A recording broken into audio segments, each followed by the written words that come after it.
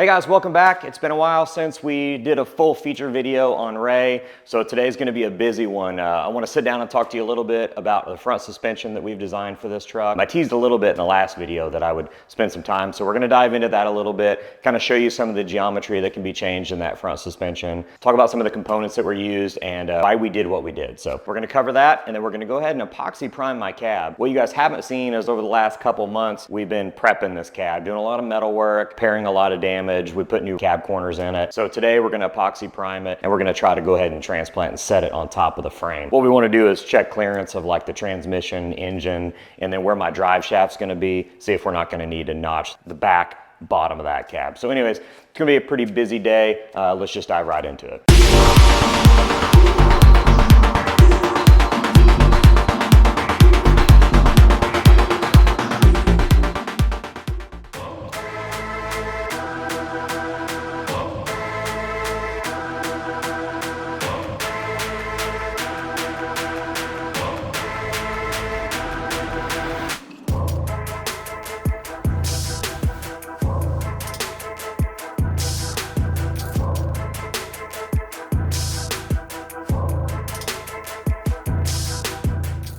All right guys, so with any paint and body project, cleanliness of the material or the metal that you're going to be applying material to is very important. So what we're doing here is we're going to be applying an epoxy primer. An epoxy primer really bites into bare metal, and on bare metal it also is kind of an anti-corrosive. So anytime that we're going to do body work, we don't want to put filler material over bare metal. There's nothing there to seal it, keep corrosion away. The epoxy will also bite really hard into the metal. So there's a really good chemical bond between the epoxy and the bare metal. So what we do is we'll then scuff the epoxy primer and start doing body work on top of that. So the first step is to get this cab really, really clean. And I'm using Glazzerit's 360-4, and this is for prepping bare metal for epoxy. So I'm using a red Scotch-Brite and I'm using the 360-4. And then what we'll do is we'll come back and clean it again with just a rags and 360-4. So that's what we're doing now. Dylan's kind of touching up some of our mask job we had, and yeah, we're gonna get some epoxy on it.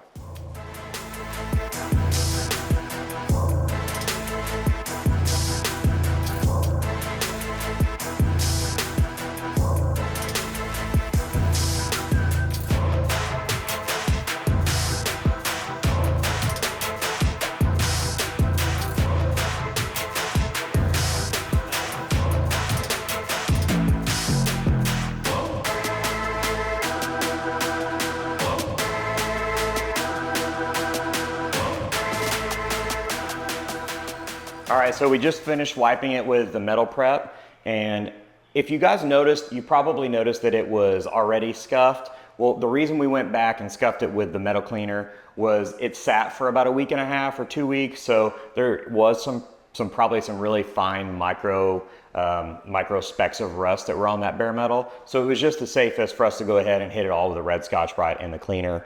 We've wiped it one more time with the cleaner, and then I mopped in here. So now we're gonna probably close all the doors, get the fans going, and we'll wipe it down one more time, and then we'll shoot it with black epoxy.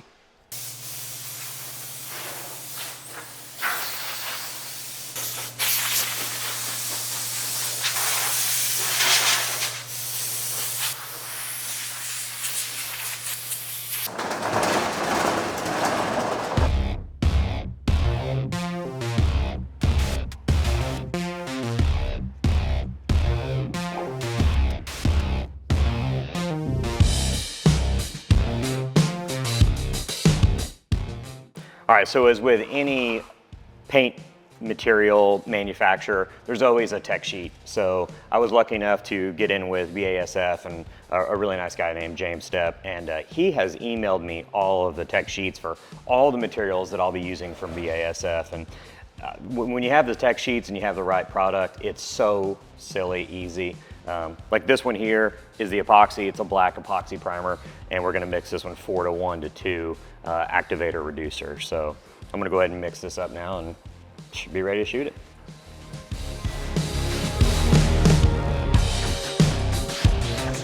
Yes, this is a Harbor Freight gun, but it's great.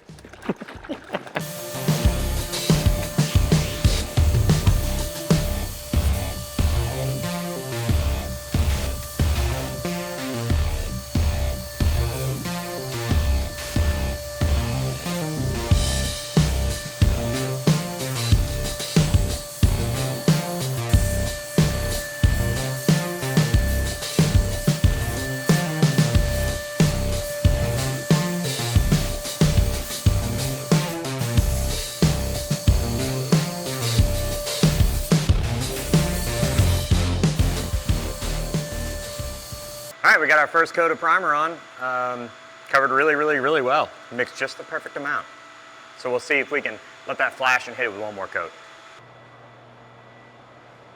So the purpose of this is just anti-corrosion. Yeah. It's not for anything other than just sealing all the metal up. So now that we can put filler on top of it. Yeah. So we can scuff this and fill the dents on top of it.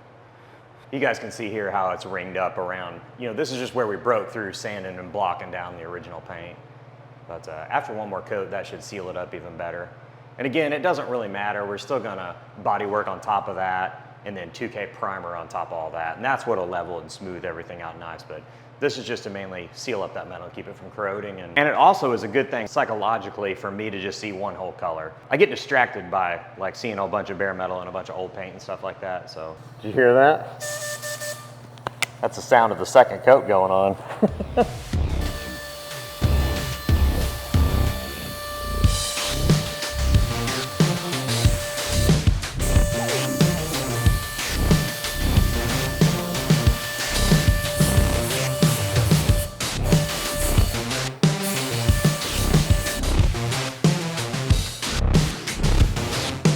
Nailed it. I think it turned out good.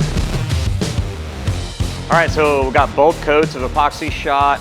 We're gonna let it flash probably for like a half an hour, 45 minutes, so that we can actually pull it out, put it on the frame. So once it's all dried up, we'll bring it out and see how it fits on the frame, fits the engine and trans. So pretty exciting. Anyways.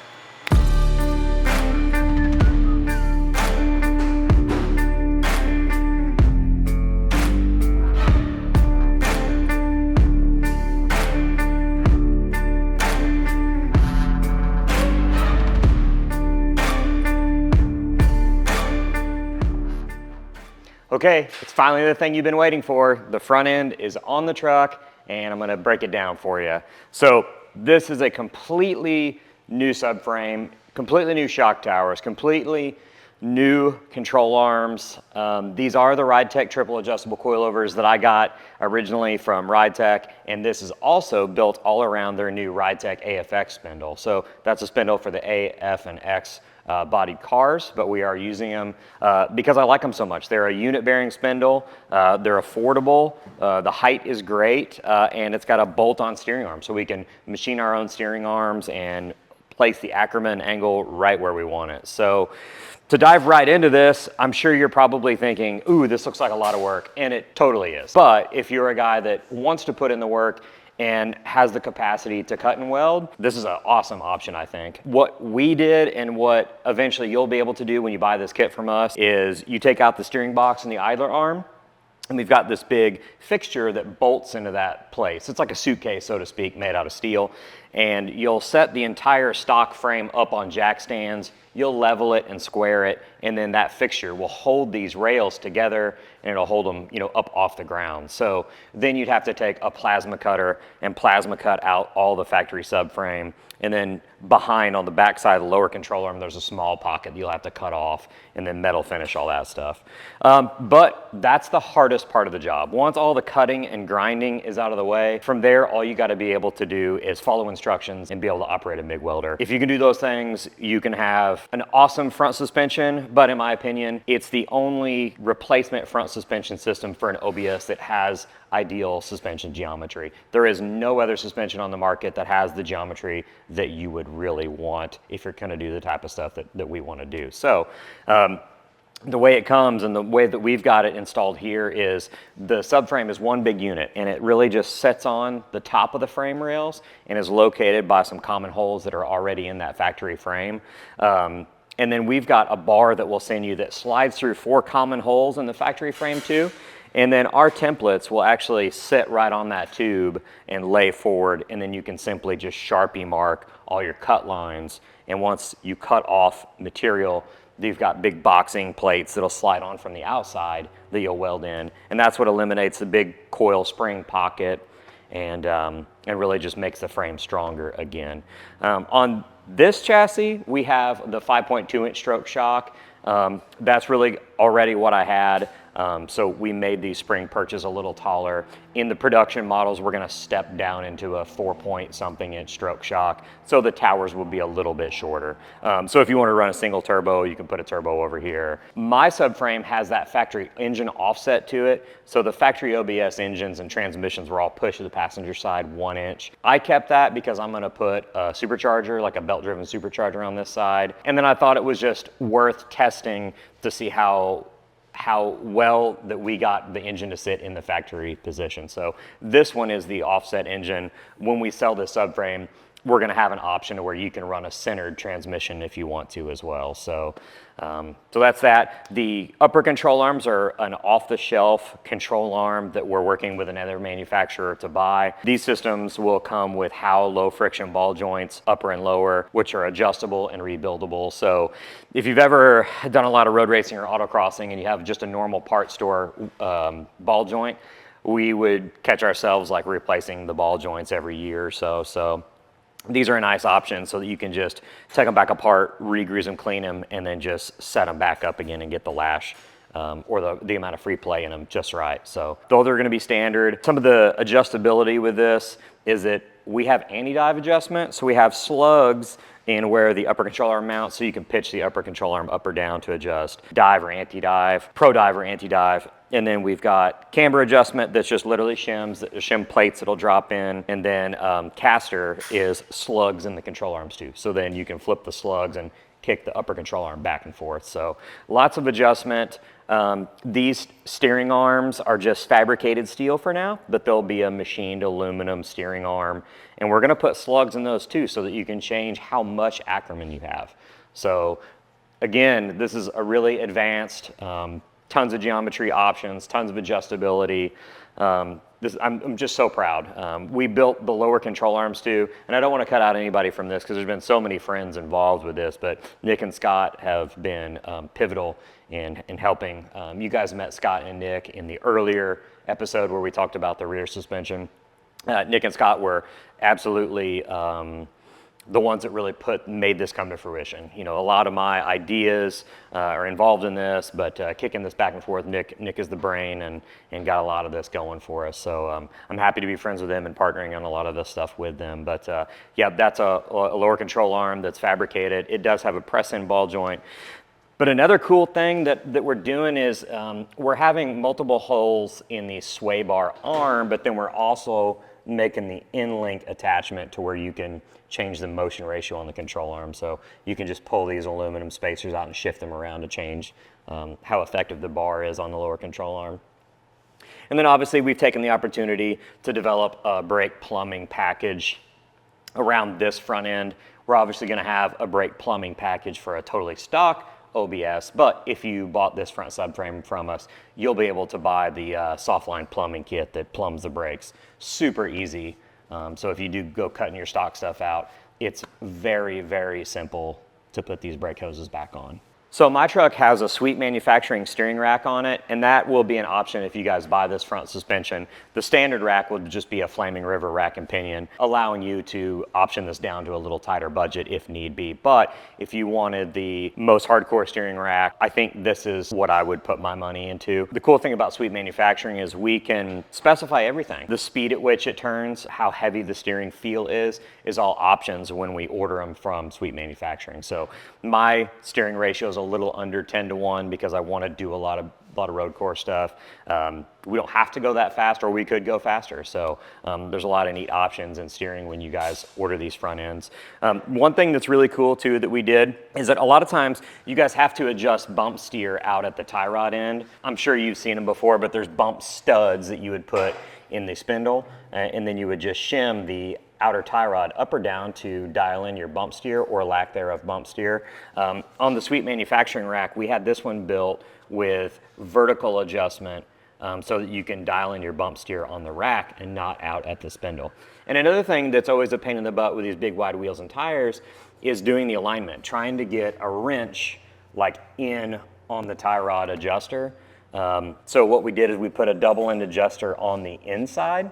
So all of the adjustments will be done just right here where it's really easy to get to. So I'm trying to really think of everything that I would want or that you guys would want on a suspension system. These spindles from Ridetech, for like $125, you get a caliper bracket, which will allow you to mount any type of C6, I think maybe C5, but any Corvette brake system. So you can buy a Willwood package from us, or you could buy bears for a Corvette, or you could just call a junkyard and see if you could find, or even hop on eBay and see if you could find some used Corvette brake calipers. So again, another option if you wanted to go really hardcore with some, Willwood race brakes and dynamic floating rotors, or you could save a lot of money by just looking for salvage yard calipers and rotors. So I'm pretty happy that we're able to offer that as an option too. So when we were at Pro Touring Truck Shootout, we set this up in our booth and a lot of guys came by, and the biggest question I had was, what is this finish? Well, this finish on my frame is by Steel It.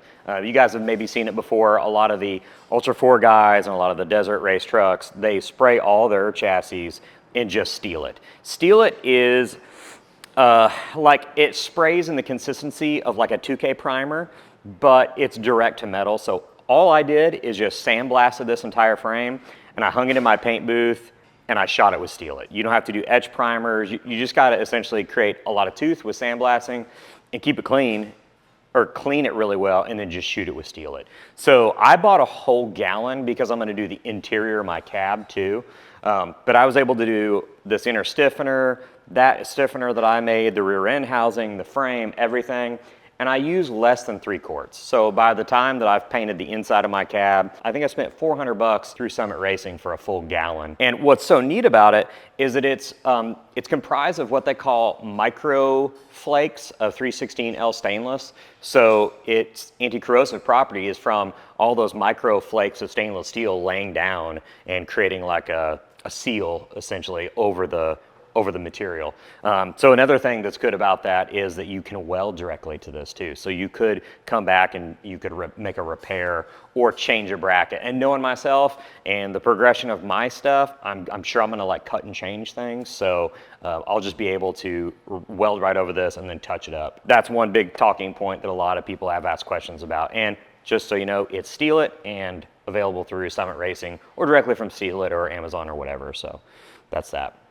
Another thing that's been in this frame now for a while that I never really had the opportunity to talk about was the fuel system. And again, a lot of things that have come into question by people that are watching on social media or YouTube. I chose Radium because, man, I think that they are on top of the market right now. Every one of their products is extremely innovative, and you can tell that there's just tons of thought that's been put into everything. We're gonna start back here with my fuel cell, and this is the 14-gallon. They do offer a 22-gallon tank that would fit in this factory frame too, but I'm just trying to keep the weight down where I can. This one has a bladder in it as well as foam. And what's really neat is the FCSTX, which is this new pump hanger assembly. It's very easy to change out the pumps if there's a problem with a pump. So you can see it's got a handle on it. Well, all that you do is you just loosen all the Allen screws or remove all the Allen screws from the surge pump and then main pumps, and you literally just lift this handle and it pulls everything out together. So they created that for mainly race teams. And in Formula D, I don't know if you guys watch any drifting or not, but they get a short amount of time to do any kind of repairs.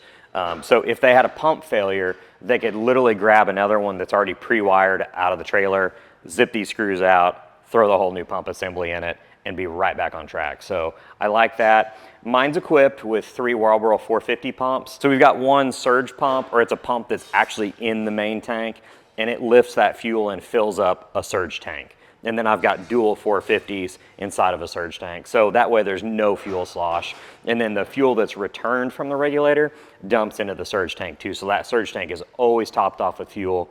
And I've always got one Marlboro 450 running at all times. And then with my ECU and PDM, we'll be able to stage in another pump when it needs the other pump. So pretty cool setup. If you move forward in line, you'll notice that we're using a cloth braided line, but it's all crimp. This is the Fergola Race Right series. I've been using this stuff for a few years and I love it. It's PTFE lined. It's got a heat resistant cloth braiding over the outside of it. And it's just super lightweight. So they do make the Race Right ends that are an assembly, where you can take them apart and reuse them. But luckily we have a crimper here in the shop, so we just crimp all those. But that's the hose that we're using. In line, we've got a fuel filter from Radium Engineering, and we bought the heat sink mount. So when the fuel goes out of the tank, it actually goes through a heat sink and can drop the temperature of the fuel just a little bit. So just another cool thing to be able to reduce some of the heat or temperature that's in the fuel system. Mine plumbs all the way up the frame and goes to a pair of bulkheads that I put in the frame.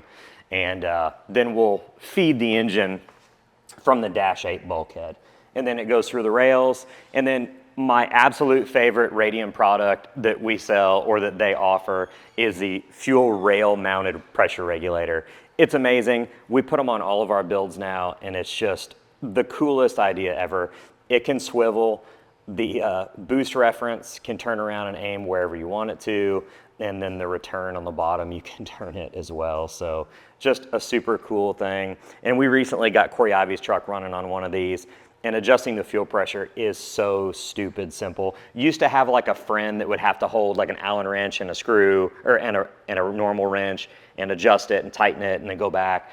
I literally had the display up showing fuel pressure, jumped out and turned a couple clicks and went back. Perfect. Just so easy to adjust.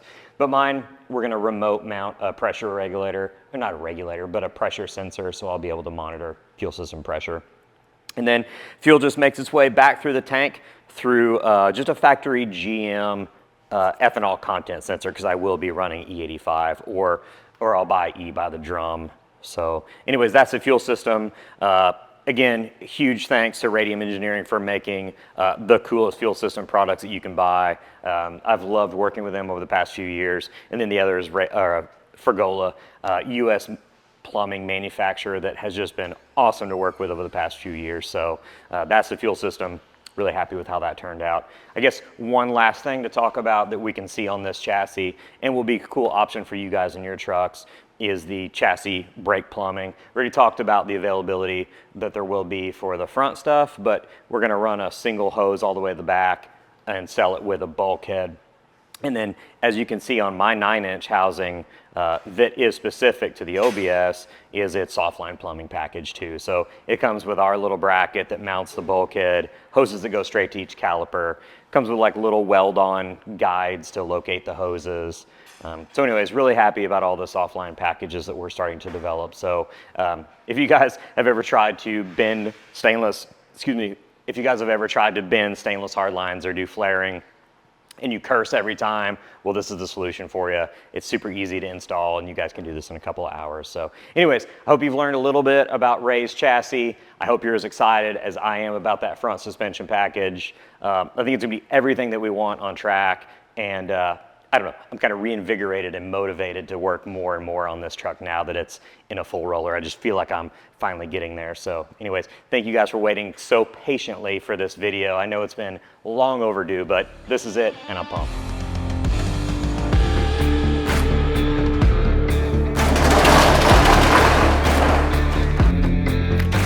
It would have been awesome if there was something actually bolted in there. Yeah. Yeah, just be in there and blast your head through.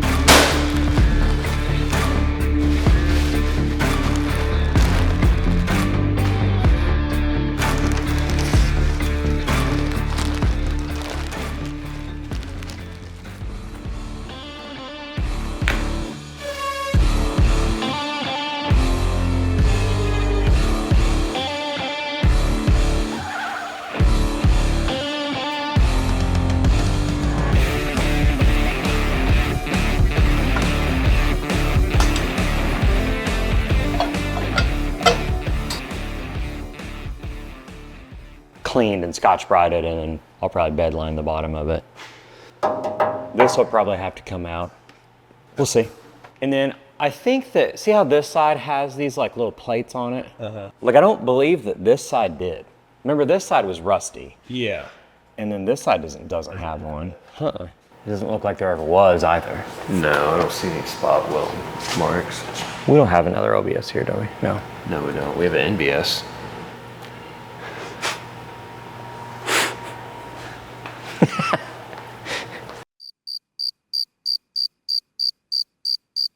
Yeah, they want $700 for like the frame and the cab. I was like, awesome, go get it. So he brings it up here the other day and I was like, hey Jimmy, that's not an OBS. I was like, that's an NBS. He's like, oh, dang.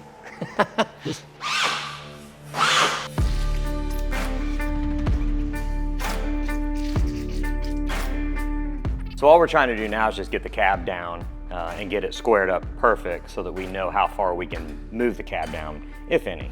All right, so the way that we like to do this is we've got plumb bobs. So we'll just hang a plumb bob from the cab mount and we'll move the frame around to get it lined up just right.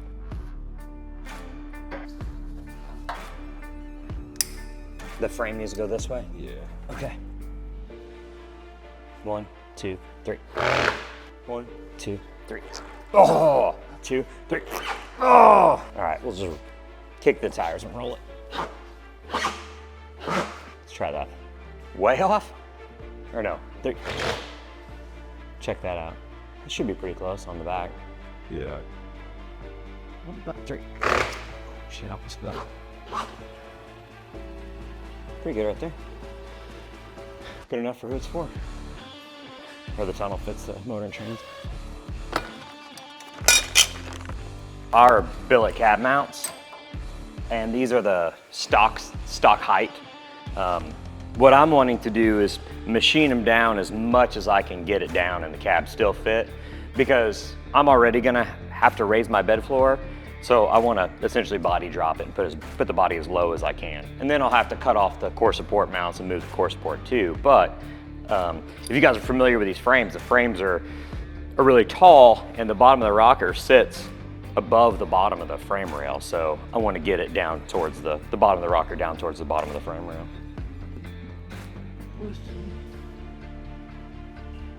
Okay. A little bit to get it exactly where it needs to go. Get that. Probably shit on the set.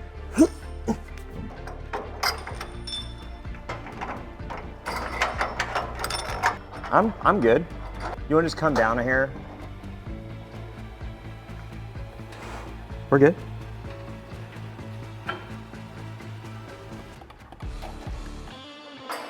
We're sitting on something. Oh, Jesus. We're on this header. Is that what it is? What? That's weird.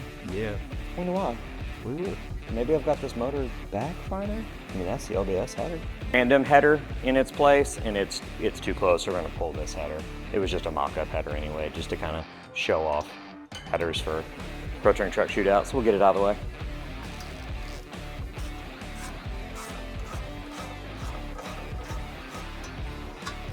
You'll probably be glad to know that I just switched over to normal deodorant again. Nice. Yeah, I don't have BO anymore. Ooh, that moved it a bunch. A little more. Oh, there it went. I'm real good, are you? Yeah? Okay. I think that the motor is sitting down and back of where it was. Because the back of this cover was like up here. Yeah. Massage that firewall a little bit so I can use this cover. Yeah. But it's okay on this side. If we went down, like my entire trans would touch the tunnel. Okay, so all in all, what we've found here is that we're not gonna body drop this at all. I've seen other people advertise that they have shorter cab mounts for OBSs, and I have no idea how they would make that work, to be honest with you. My trans is like very close to the bottom of the cab, and then it would make header clearance way harder. And honestly, the cab's only like 3/4 of an inch above the height of the frame. So it would just essentially set the cab right on top of the inner stiffener and all that stuff, which I definitely don't want to do that either. So stock location it is, which honestly makes life easier in about 6 different ways. So that's good. That question is answered, and now we can go ahead and like close all these up too.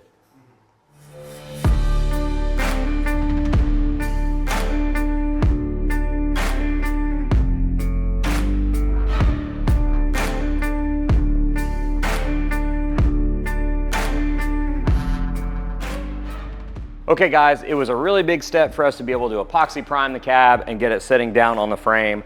Now I can get a good sense for where the motor and transmission are at. I know that I'm gonna have to clearance the firewall a little bit for these big valve covers that I wanna use. And really from here, what I'm gonna do is start using this as an opportunity to start routing all my wiring. So I'm gonna I have all my electrical components mounted to a panel, and I'm gonna put them in there, and I'm gonna start laying out the path of the wiring. That way I can start making all the wiring looms for the truck. But anyways, hope you guys learned a little bit about the front suspension, fuel system plumbing, and a little bit about the materials that we use to epoxy prime the cab from BASF and Glazeret. So, okay, well, hopefully we can keep these on a more regular basis, and we'll keep progressing with the truck and keeping the videos coming for you guys. But as always, thank you so much for watching. Feel free to like, share, subscribe, all those things. See you next time.